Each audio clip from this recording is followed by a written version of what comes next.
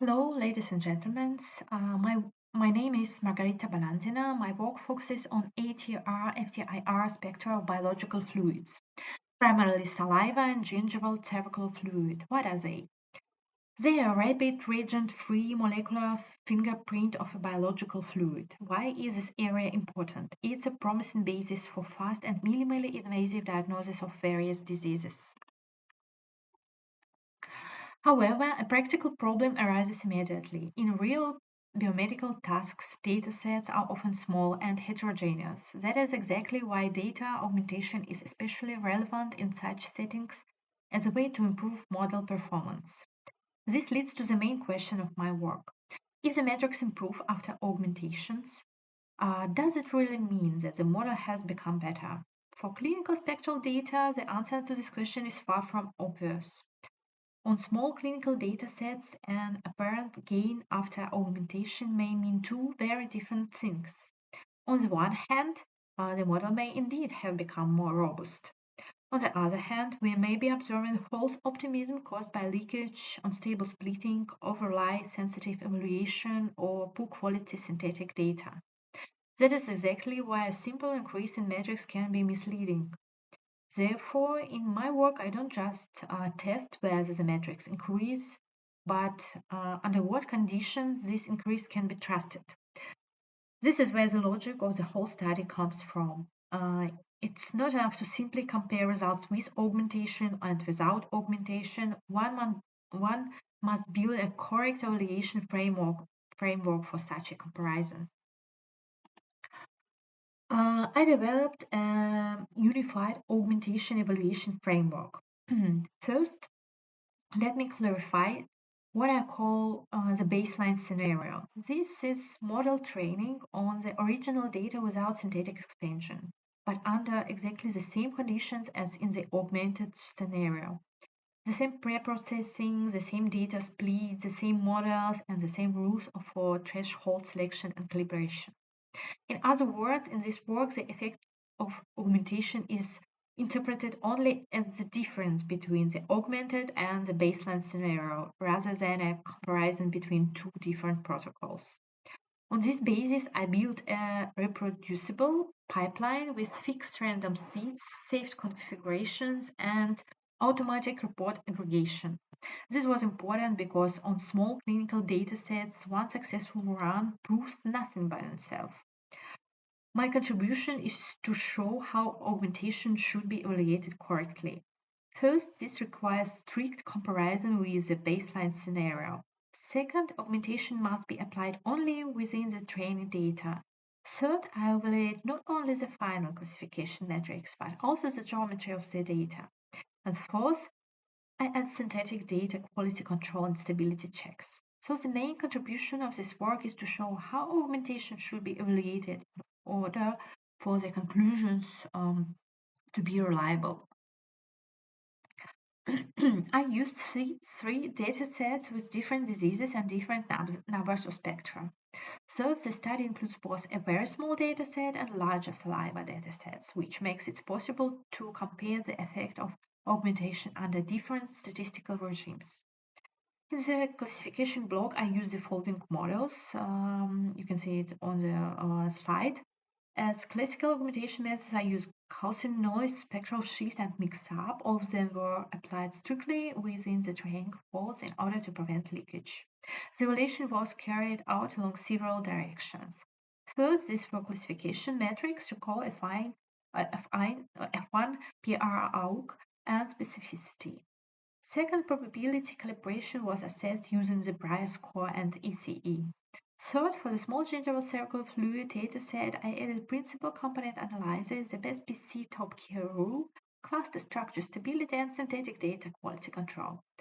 It's also important that these were not single runs, but series of runs. Now let me move to the results.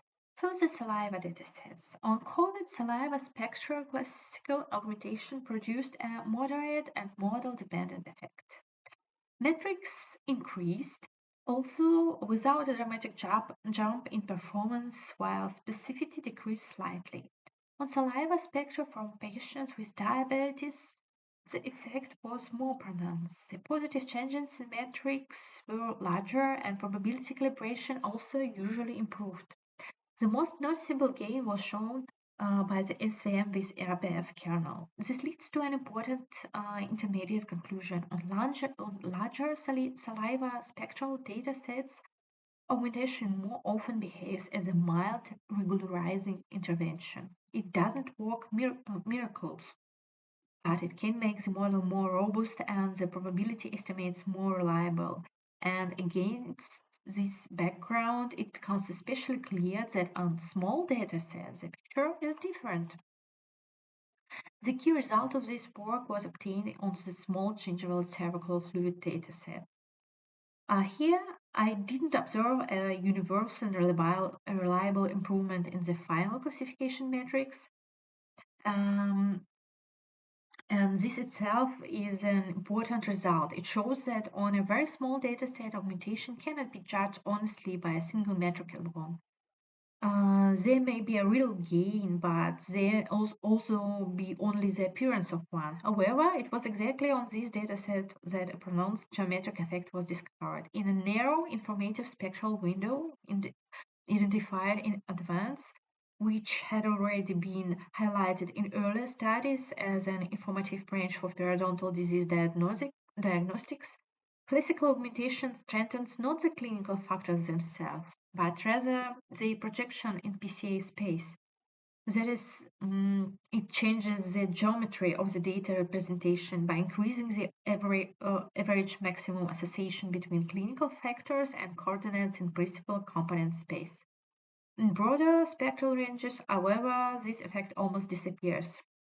This means that on small spectral datasets, augmentation doesn't so much universally improve classification as this changes the geometry of the data representation. In other words, it redistributes variance across principal components. This is an important result. This leads to the main methodological conclusion. If after augmentation one looks only at the first and second principal components, one may draw the wrong conclusion. The reason is that augmentation can rotate the PCA basis, and then the important information simply shifts to other components.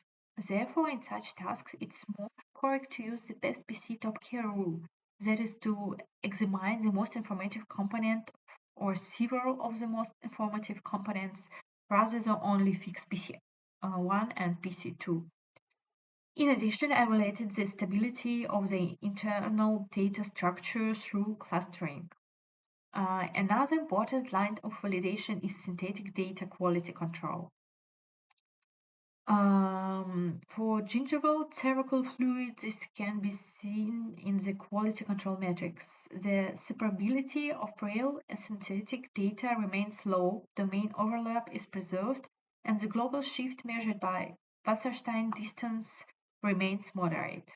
In addition, false optimism is possible on the gingival cervical fluid dataset.